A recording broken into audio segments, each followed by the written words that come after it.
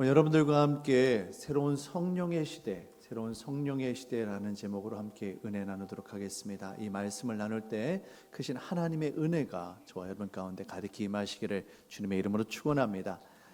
여러분들 화렴점정이라는 말이 있습니다. 어떤 일을 할 때 마치 용의 눈동자에 그 점을 찍어 넣는 것처럼 어떤 중요한 일을 마지막 완성하는 것을 이야기할 때 화렴점정이라는 이야기를 삽니다. 지난주에 우리가 말씀을 나누었던 것처럼 초대교회에 두 자리의 빈자리가 있었습니다. 하나는 바로 가룟 유다의 자리였습니다. 그것을 마띠아가 대신 채우게 되었지요. 또 하나 교회에서 너무나도 중요한 한 빈자리가 있었습니다. 바로 예수님의 자리입니다. 예수님의 그 빈자리를 오늘 성령께서 오순절 임하심으로 말미암아 교회의 마지막 퍼즐이 완성이 되었고 새롭게 성령의 시대가 열리게 되어진 것입니다. 오늘 말씀을 통해 우리 교회가 온전히 세워지기 위해 성령이 왜 중요한지, 성령께서 우리에게 어떻게 역사하시는지 함께 말씀을 통해 살펴보도록 하겠습니다. 이 말씀을 나눔으로 말미암아 우리 개인의 삶과 가정과 우리 교회 가운데 성령의 역사하심이 가득히 넘쳐나시기를 주님의 이름으로 축원합니다. 오늘 본문 1절 말씀을 보시면 초대교회에 성령께서 임하신 날이 오순절임을 우리는 알 수가 있습니다. 오순절이라는 말은 말 그대로 50번째 날이라는 뜻이 있습니다. 이스라엘 백성들에게 있어서 오순절은 아주 의미가 깊습니다. 물론 첫 번째 보리를 수확하는 맥추절로서 농사에 있어서 오순절이라는 의미도 있습니다만 그보다는 구속사적인 관점에서 아주 깊은 의미가 있습니다. 애굽에서 노예 생활을 하고 있었던 이스라엘 백성들이 하나님의 능력으로 그들이 구원을 받습니다. 그리고 광야를 지나 하나님께서 시내산에서 모세를 통해서 이스라엘 백성들에게 율법을 주시는데 그 날이 출애굽한 날부터 몇 번째 날이었을까요? 50번째 날입니다. 그래서 오순절 날 모세가 시내산에서 하나님으로부터 율법을 받고 하나님 언약 백성으로서 이전에 있었던 종생활하던 걸 다 끝내버리고 새롭게 하나님께서 축복하신 언약 백성으로서 새롭게 시작한 날이 바로 오순절이 되어지는 겁니다. 신약에서 교회가 새롭게 시작하는 날이 언제일까요? 바로 이 날입니다. 성령께서 교회 공동체 가운데 임하심으로 말미암아 교회를 새롭게 하여 주시고 본격적인 교회 시대가 시작되어진 것입니다. 초대교회가 이처럼 성령이 임하심으로 말미암아 온전하게 되어진 것을 생각하게 되어질 때 오늘날 우리의 교회가 온전히 세워지기 위해 그 무엇보다도 필요한 것이 여러분 무엇이겠습니까? 바로 성령 하나님의 은혜인 줄로 여러분 깨달으시길 바랍니다. 우리에게는 성령 하나님이 필요합니다. 성령 하나님 없이는 교회는 온전히 세워질 수가 없는 것입니다. 성령께서 얼마나 중요한지 예수님께서는 시간이 있을 때마다 기회를 얻을 때마다 계속해서 제자들에게 너는 성령을 기다려라. 성령이 오실 거다. 이 말씀을 계속해서 해주셨습니다. 특별히 사도행전 1장 4절 5절 말씀을 보시면 예수님께서 이런 말씀을 하세요. 사도와 함께 모이사 그들에게 분부하여 이르시되, 지금 예수님이 하나님 곁으로 올라가기 바로 직전입니다. 제자들에게 마지막 당부, 가장 중요한 말을 하실 때라고요. 근데 예수님께서 어떤 말씀을 하십니까? 예루살렘을 떠나지 말고 내게서 들은 바 아버지께서 약속하신 것을 기다리라. 그게 누구세요? 성령이시라는 겁니다. 요한은 물로 세례를 베풀었으나 너희는 몇 날이 못되어 성령으로 세례를 받으리라 하셨느니라. 초대교회를 세우고 예수 그리스도 십자가 복음을 증거하는 일에 있어서 제자들이 얼마나 마음이 급했을까요? 빨리라도 땅끝까지 나가서 복음을 전하고 싶었을 것이고 교회를 세우는 일에 있어서 준비하고 해결해야 될 일들이 정말 많았을 겁니다. 하다못해 작은 구멍가게 하나를 세우는 일에도 정말 준비하고 신경 써야 될 것이 얼마나 많습니까? 그런데 지금 이 제자들이 교회를 세우고 있는 거예요. 얼마나 신경 쓰고 얼마나 준비하고 얼마나 해야 될 일들이 많았을까요? 그런데 예수님께서 하시는 말이 아니다라는 거예요. 모든 거 다 멈추고 모든 거 다 중단하고 오직 성령을 기다려라 라고 말씀하십니다. 그 말은 성령이 다른 무엇보다도 중요하다는 겁니다. 앰뷸런스나 소방차가 지나가게 되어지면 다른 차들은 다 옆으로 비켜납니다. 다 멈춥니다. 왜 그렇습니까? 지금 이 소방차와 앰뷸런스가 가는 일이 무엇보다도 중요하기 때문에 그렇습니다. 예수님께서 제자들을 향하여 너희가 예루살렘을 떠나지 말고 오직 기도하는 일에 전념하라, 성령을 기다리라고 말씀하신 것은 성령께서 우리 교회가 온전히 세워지는 것에 있어서 너무나도 중요하기 때문에 그처럼 말씀하셨던 겁니다. 여러분, 과연 그럼 성령의 임재가 왜 이토록 중요한 걸까요? 예수님께서 강조하신 건 알겠어요. 그런데 이 강조하신 성령께서 과연 우리에게 어떻게 역사하시기에, 어떻게 우리 교회를 세우시기에 우리가 이토록 성령을 사모해야 되는 걸까요? 첫 번째로, 성령은 생명의 영이시기 때문입니다. 성령이 임하시면 그곳에 살아나는 역사가 일어나게 되어집니다. 창세기 2장 7절 말씀을 보시면 하나님께서 사람을 창조하십니다. 흙으로 사람을 지으시고요, 그 코에 무엇을 불어넣습니까? 생기를 불어넣으세요. 이 생기라는 단어가 히브리어로 루아흐라는 단어를 쓰는데 이게 여러 가지 단어로 쓰입니다. 생기, 호흡, 바람, 또 영이라는 뜻으로 쓰입니다. 하나님의 호흡, 하나님의 영을 불어넣은 거예요. 그랬더니 단지 흙덩이에 불과했던 사람이 무엇이 됩니까? 생령, 살아있는 존재가 되어지는 겁니다. 우리가 살아 숨쉬기 위해서는 이 땅에 있어서 단순히 육체 가운데 거하는 것이 아니라 하나님의 영이 우리 안에 임하실 때 우리가 살아있는 존재, 생명이 될 수 있는 겁니다. 또 다른 성경 본문 하나 보도록 하겠습니다. 에스겔서 37장의 말씀인데요, 에스겔이 하나님의 인도하심을 따라서 죽음의 골짜기에 가게 됩니다. 그런데 거기에는 마른 뼈들이 가득한 겁니다. 죽은 지 얼마가 됐는지 알 수도 없는 마른 뼈들이 가득해요. 그런데 거기에 하나님의 말씀이 임합니다. 에스겔 37장 5절 9절 말씀입니다. 주 여호와께서 이 뼈들에게 이같이 말씀하시기를 내가 무엇을 말합니까? 생기를 너희에게 들어가게 하리니 너희가 살아나리라. 이 생기가 바로 창세기 2장에 쓰였던 루아흐예요. 하나님의 영, 하나님의 호흡, 하나님의 그 숨입니다. 이것이 생기가 너희에게 들어가니, 마른 뼈 같은 너희들에게 들어가니 어떻게 된다고 합니까? 너희가 살아나리라 라고 말씀하세요. 또 9절입니다. 또 내게 이르시되 인자야 너는 생기를 향하여 대언하라. 생기에게 대언하여 이르기를 주 여호와께서 이같이 말씀하시기를 생기야 사막에서부터 와서 이 죽음을 당한 자에게 불어서 죽은 지 너무나도 오래되어서 모든 희망과 모든 것들을 다 잃어버린 그들에게 일어나 들어가서 어떻게 하라고 말씀하십니까? 살아나라. 살아나라. 하나님의 영이신 성령이 임하시면 우리 안에 살아나는 역사가 나타나게 되어짐을 여러분 깨달으시길 바랍니다.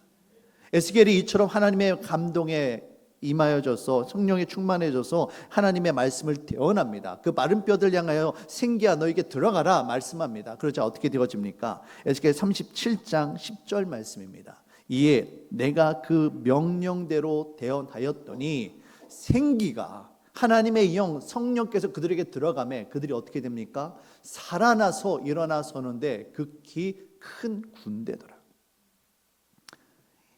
이전까지는 아무런 호흡도 아무런 힘도 아무런 생명도 없었습니다.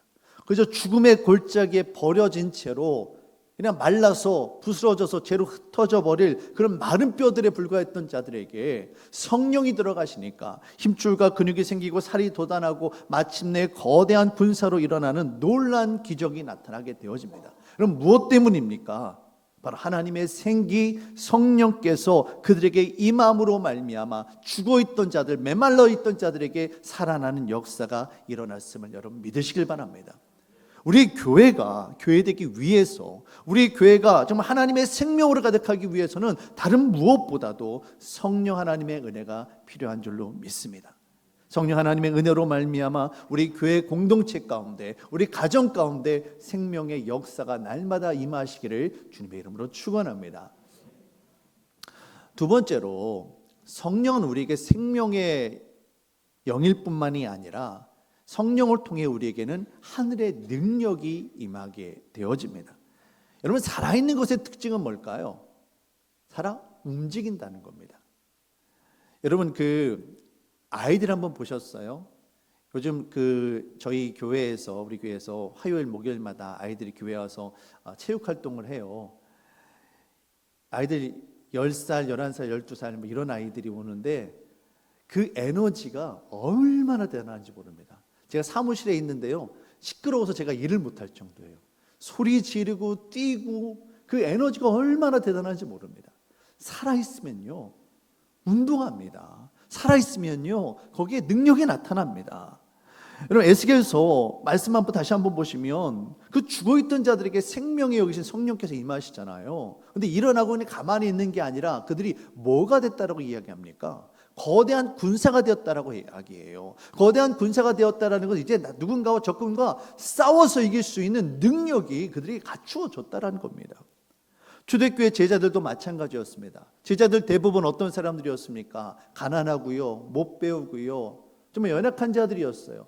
어부였고요, 정말 세상 가운데 정말 사람들 앞에 인정받지 못하는 그런 사람들이었습니다. 그런 사람들이 초대교회 반석이 되어지고 초대교회 가운데 놀라운 능력을 행하잖아요. 베드로만 봐도 그렇습니다.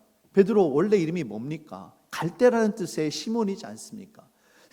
세상 가운데 얼마나 그가 휘청거리고 얼마나 흔들렸습니까? 작은 여자 종 하나의 그 말 한마디에도 쉽게 예수님을 배반했던 사람이 바로 베드로였습니다. 그런데 그 베드로가 성령이 임하시니까 어떻게 되어집니까? 한 번 설교할 때 3,000명이 넘는 사람들이 회심하고 죽게 돌아온 역사가 나타나요. 여러분, 제가요 이래봬도요 지금 거의 목사로만 거의 18년 19년째 사역을 하고 있거든요. 설교를 제가 몇 번을 했을까요? 근데 제가 한번 설교했을 때 3,000명은 고사하고 한 번 설교함으로 300명, 30명도 회개하고 돌아오는 일이 없어요.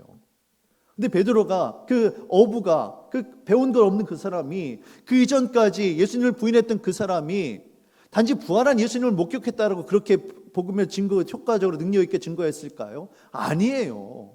그 베드로가 그렇게 능력 있게 사역할 수 있었던 것은 성령이 그에게 임하였기 때문입니다. 성전 미문에 앉아있는 그 안진뱅이를 향하여 베드로가 금과 은은 내게 없으나 예수 그리스도의 이름을 명하노니 일어나 걸어라 명령할 때 베드로에게는 그런 힘이 원래 없는 사람이에요. 그런 능력을 감당할 수 있었던 것은, 그를 앉아있던 자를 일으켜 세울 수 있었던 것은 베드로에게 오직 성령의 능력이 임하였기 때문인 것입니다. 우리에게는 이와 같은 성령의 능력이 필요합니다. 사도행전 1장 8절 말씀을 보시면 예수님께서 이런 말씀을 하십니다. 오직 성령이 너희에게 임하시면 너희가 무엇을 받습니까? 권능을 받고 예루살렘과 온 유대와 사마리아 땅끝까지 이르러 내 증인이 되리라 말씀하세요. 성령이 임하시면 너에게 권능이 임할 거다, 능력이 임할 거다라고 말씀하십니다. 이 권능이라는 말이 헬라어로 두나미스라는 말을 씁니다. 그런데 이 두나미스가 어떻게 되어집니까? 바로 산과 바위도 깨어뜨리는 그 폭발하는 다이너마이트라는 말이 이 두나미스에서 나와요. 우리가 성령의 충만함을 받게 되어지면 우리 앞에 있는 태산, 바위 두렵지가 않습니다. 그것을 주의 권능으로 뚫고 나갈 수 있는 힘이 저와 여러분들에게 생기게 되어짐을 여러분 믿으시길 바랍니다. 우리 개인의 삶 가운데에도, 우리의 신앙생활에도, 우리의 교회에도 이와 같은 성령의 능력이 반드시 필요합니다. 성령 없이는 우리들의 삶 가운데 하늘의 능력이 나타날 수도 없고 하늘의 열매가 임할 수도 없는 겁니다. 여러분, 성령 충만은요 단 한 번의 사건이 아니에요. 내가 예전에 한번 뜨겁게 신앙생활을 했던 그때에 기도하던 가운데 성령 충만 받았다, 그걸로 만족하고 끝날 일이 아니라는 겁니다. 오늘도 계속해서 우리는 성령의 충만함을 받아야 됩니다. 성령의 능력이 우리 가운데 끊이지 않고 마르지 않고 계속해서 임해야 되는 겁니다. 아무리 좋은 스마트폰이 있어도 쓰다 보면 배터리가 닳아지고요, 결국에는 며칠이 지나면 못 쓰게 되어지거든요. 계속해서 충전을 해주어야 되는 것처럼 우리에게는 우리로 하여금 살아 역사하게 만드는, 우리로 하여금 하나님의 능력 가운데 살아갈 수 있도록 하시는 성령의 능력이 필요합니다. 사람과의 관계, 재정적인 어려움, 육체적인 질병, 미래에 대한 걱정으로 한없이 우울하고 한없이 좌절하고 한없이 정말 내가 감당할 수 없다라고 무기력하고 주저앉으려고 할 때 우리로 하여금 다시 일어나게 만들고 우리로 하여금 다시금 뛰어들게 만드는 그 힘이 과연 어디로부터 나오겠습니까? 우리 안에서는 그런 힘이 나올 수가 없는 거예요.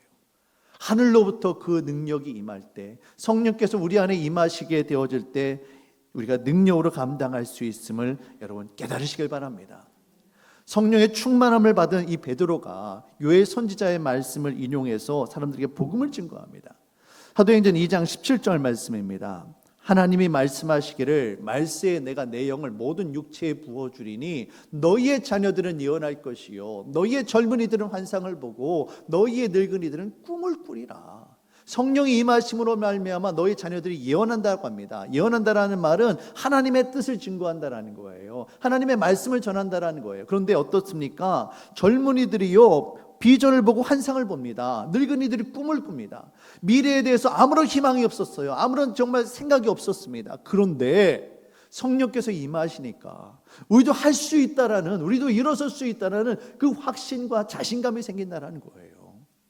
젊은이들이요, 여러분 젊은이들이 환상을 갖는 거 쉽게 생각하지 마세요. 어려운 일이에요. 오늘날도 청년들이 살아가는 것이 정말 쉽지 않은데 당시 로마 시대는요, 특별히 로마로부터 유대인들이 지배를 받던 시기입니다. 민족이 끝났다고요. 더 이상 꿈을 꿀 수가 없는 상황이었다고요. 근데 그 젊은이들이 새로운 세상을 꿈꾸기 시작합니다. 또 늙은이들이, 노인들이 새로운 꿈을 꾸기 시작합니다.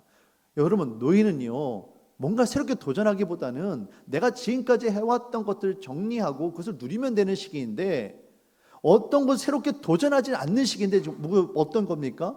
그럼 꿈을 꾸고 도전하려는 마음이 생깁니다.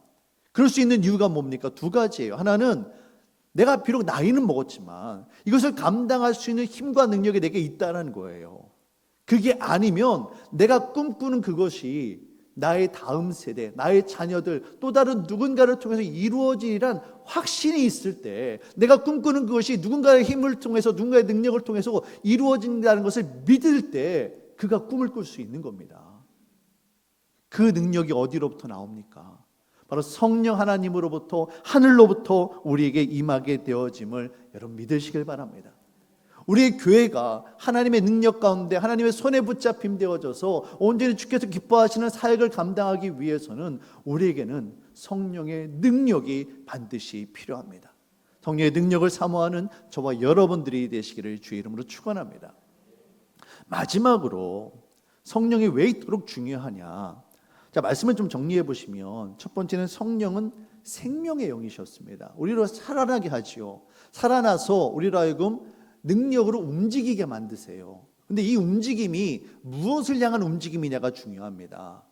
나 개인을 향한 움직임이냐? 그게 아니라는 거예요. 바로 하나님과 우리 인간을 하나 되게 하고 사람과 사람을 하나 되게 하는, 화목케 하는 영, 사랑의 영이 바로 성령의 영임을 여러분 깨달으시길 바랍니다. 성령이 우리 안에 임하게 되어지면요, 하나님과 원수되었던 우리 인간과 하나님의 관계가요, 죄의 문제가 해결되어지고요, 하나님과 하나가 될 수 있습니다. 또한 사람과 사람 사이에 서로 갈등하고 분열되었던 이 사람들이 서로 사랑하고 용서하고 하나가 되어줄 수 있는 것이 무엇으로부터 시작되느냐? 바로 성령의 은혜로 임하게 되어짐을 여러분 깨달으시길 바랍니다. 여러분, 사실이요, 우리 사람들이 살아가는 삶에 있어서 일어나는 거의 대부분의 문제는 이 소통의 문제입니다. 단절의 문제예요. 서로가 서로를 이해하지 못하고요, 서로가 서로를 용납하지 못하기 때문에 일어나는 문제가 사실 거의 대부분이에요. 우리 인간이 이 단절의 문제를 해결하고자 정말 끊임없이 노력합니다. 대표적인 것이 창세기에 나오는 바로 바벨탑 사건이에요. 바벨탑을 쌓으면서 우리 인간이 스스로의 힘으로 하나님께로 나아가려고 했고요, 우리 인간이 흩어지지 않고 함께 모여 살려고 그랬어요. 그런데 이 방법이 어떤 방법입니까? 땅에서 위로 올라가는 인간주의적인 방법이었다고요. 인간의 지식, 인간의 경험, 인본주의, 이런 것을 바탕으로 하나님께 나아가고자 했던 인간의 방법이었지 결코 하나님의 방법이 아니었습니다. 결국 어떻게 되어집니까? 그 결과로 어떻게 되느냐고요. 바벨탑으로 인해서 하나님과 인간은 더 멀어졌고요, 사람들은 더 흩어지게 됩니다. 그리고 그 결과로, 그 증거로, 표적으로 뭐가 나타납니까? 사람들의 말, 언어가 달라지게 됩니다. 갈라지게 되어져요. 정리해보면 이렇습니다. 바벨탑 이전에 있었던 그 온 땅의 언어, 우리 인간 관계가 하나님과 더 멀어지고요, 사람이 더 흩어지고요, 그 증거로 언어가 흩어졌다라는 거예요. 그런데 반대로 초대교회 가운데 하나님의 방법으로, 바벨탑은 인간의 방법인데 이제 초대교회 가운데 하나님의 방법으로 성령께서 우리에게 임하십니다. 그러면서 하나님과 우리 인간이 하나가 되어지고요, 사람과 사람이 화목하게 되어집니다. 그 증거로 무엇이 됩니까? 바벨탑에서는 언어가 흩어졌어요. 그런데 성령께서 임하심으로 어떤 역사가 나타납니까? 서로가 한 언어로, 방언의 역사로 서로 교통하는 은혜가 나타났음을 여러분 깨달으시길 바랍니다. 성령이 임하시면, 성령이 임하신 그 증거로 가장 뚜렷하게 나타나는 것이 뭐냐면 바로 방언의 역사예요. 방언을 통해서 하나님과 교통하게 되어지고요, 방언을 통해서 서로가 서로를 이해할 수 있게 됩니다. 자, 말씀 함께 보실게요. 오늘 본문 말씀 2절에서 3절 말씀입니다. 호련히 하늘로부터 급하고 강한 바람 같은 소리가 있어 그들이 만진 온 집에 가득하며 마치 불의 혀처럼 갈라지는 것들이 그들에게 보여 각 사람 위에 하나씩 임하여 있더니, 지금 성경은 성령께서 우리에게 임하시는 모습을 형상으로 표현해 주고 있습니다. 잠깐 말씀 좀 더 띄워주세요. 그런데 많은 표현들이 있어요. 그런데 어떻게 표현을 합니까? 하늘로부터 급하고 강한 바람이 아니에요. 바람 같은 뭡니까? 소리가 있어요. 소리예요. 또 그들이 앉은 온 집에 가득하며 마치 불의 혀처럼 갈라지는 것들이, 뭔가 형상이 있는데 이게 뭔지 모르겠어요. 그런데 성경은 그것을 뭐라고 표현하고 있냐면 혀라고 표현하고 있다고요. 성경에서 성령을 표현하고 성령을 묘사하는 많은 표현들이 있을 겁니다. 뭐 비둘기도 있고요, 뭐 여러 가지 있을 수 있어요. 그런데 왜 굳이 꼭 언어, 말에 관련된 소리와 혀라는 표현을 썼을까? 그리고 성령께서 임하신 다음에 사람들이 서로 말을 하는데, 오늘 본문에 보시면 각 15개 지역에 있는 많은 각종의 민족들, 다른 언어를 쓰는 사람들이 모여 있었습니다. 그런데 그들이 뭐라고 이야기합니까? 2장 8절 말씀을 보시면 우리 각 사람이 난 곳 무엇으로 듣게 된다? 방언으로 듣게 된다. 방언이라는 말은요, 각 사람이 태어난 그곳의 고향 언어란 이야기예요. 우리가 이야기하는 사투리 이 정도가 아니라는 거예요. 영어를 쓰는 사람은 영어로 알아듣게 되고요, 독일어를 쓰는 사람은 독일어로 알아듣는 역사가 나타나는 거예요. 쉽게 말씀드려서 제가 지금 여기서 한국어로 설교를 합니다. 그런데 전혀 한국어를 모르는 사람들이 모여 앉아 있어요. 그런데 그들이 각각 자기의 언어로 제가 전하는 하나님의 말씀을 그들이 깨닫게 되어진다는 겁니다. 이것이 바로 방언의 역사입니다. 단순하게 우리가 기도할 때 하나님이 우리가 정말 알지 못하는 그런 언어로 기도하는 것도 물론 방언이지만, 오늘 성경에서 나타나는 방언의 역사는 그 목적이 하나님의 말씀을 증거하는 거였다라고요. 말씀을 증거함으로 그 교회 공동체가 흩어졌던 언어들이 하나가 되어지고, 그것을 통해서 하나님의 사랑을 깨닫게 되어지고 그들이 진정한 교회 공동체가 되어질 수 있었다는 겁니다. 사랑하는 성도 여러분, 우리에게는요, 이 소통의 문제가 해결되어야만 합니다.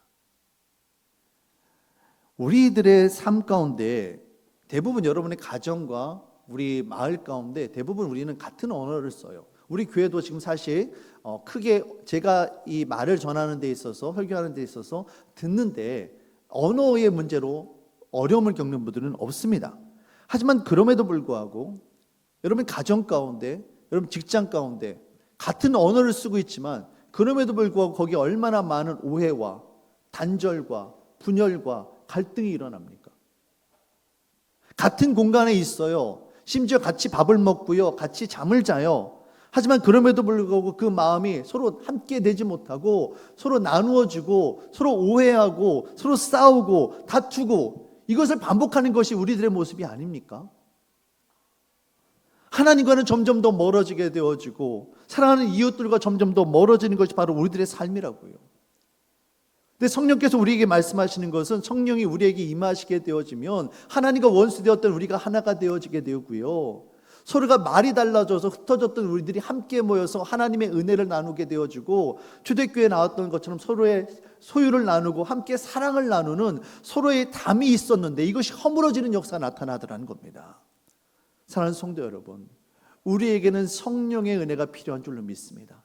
성령이 우리에게 임하시게 되어지면 우리가 둘로 셋으로 나누어졌던 우리의 마음이 하나가 되어지고 우리의 교회가 비로소 하나가 될 수 있습니다. 우리의 교회 가운데, 여러분의 가정 가운데 성령의 역사가 임하기를, 우리 하나가 되게 하시는 성령의 은혜가 임하기를 주의 이름으로 축원합니다. 성령의 은혜가 임하기 위해 우리는 무엇보다도 기도해야만 합니다. 우리 제자들이 성령이 임하기 위해 무엇을 했습니까? 그들이 오로지 모여 기도에 힘썼잖아요. 기도할 때 성령의 은혜가 임합니다. 기도는요, 내가 하나님께 내 이야기를 하는 게 아니에요. 하나님 말씀하여 주십시오. 제가 주의 말씀을 듣길 원합니다. 그리고 내 이야기를 하나님 앞에 올려드리고 하나님의 말씀을 듣고 내 이야기를 주님 앞에 드리고 하나님과 내가 대화하는 거라고요. 이 성령의 역사함으로 말미암아 하나님과 내가 말이 통하는 역사가 일어난다고요. 그게 바로 기도라는 겁니다. 저와 여러분들이 기도에 힘쓸 수 있기를 주의 이름으로 축원합니다. 무엇보다도 성령이 임하시게 되어지면 우리가 서로가 서로를 사랑으로 섬길 수 있게 됩니다. 우리의 마음에 이전까지는 정말 원수 같았고 이전까지는 정말 미워 죽겠던 그 사람이 성령께서 내 마음을 회복시켜 주시니까 그 사람을 불쌍히 여기게 되어지고요, 그 사람을 정말 사랑하게 되어지고요, 그러니까 그를 섬길 수 있게 되어지는 겁니다. 이 모든 출발이, 모든 시작이 무엇으로부터 시작됩니까? 성령께서 우리에게 임하심으로, 우리 안에 십자가 사랑을 회복시킴으로 이 모든 것들이 일어나게 되어지는 겁니다. 단순하게 말이 같아진다라고 회복이 일어나는 게 아니에요. 우리가 성령의 사람이 되어져서 서로를 사랑하고 정말 서로 섬길 수 있도록 우리 회복시켜 주실 때, 우리 안에 끊어졌던 그 대화가 회복되어지고 우리가 단절되어졌던 관계가 회복되어질 때 우리의 교회가 온전하게 세워질 수 있음을 여러분 믿으시길 바랍니다. 우리의 가정 가운데, 우리의 구역 가운데, 우리 남전도회 여전도회 가운데 혹여나 이처럼 갈라짐은 없습니까? 성령의 은혜가 필요합니다. 우리 교회가 진정 하나님께서 기뻐하시고 주님께서 주인 되시는 교회가 되어지기 위해서는 우리를 하나로 만드시고 주의 뜻 가운데 순종하게 만드시는 성령의 은혜가 우리에게 반드시 필요합니다. 교회가 교회로서, 우리가 그리스도의 제자로서 온전히 세워지기 위해서는 우리의 힘으로는 감당할 수가 없습니다. 먼저 죽어있던 우리들이 살아나야 하고요, 능력 있게 힘 있게 일어서야 하고요, 그리고 서로가 서로를 향해서 다가갈 수 있어야만 합니다. 그것을 위해서는 반드시 성령이 필요합니다.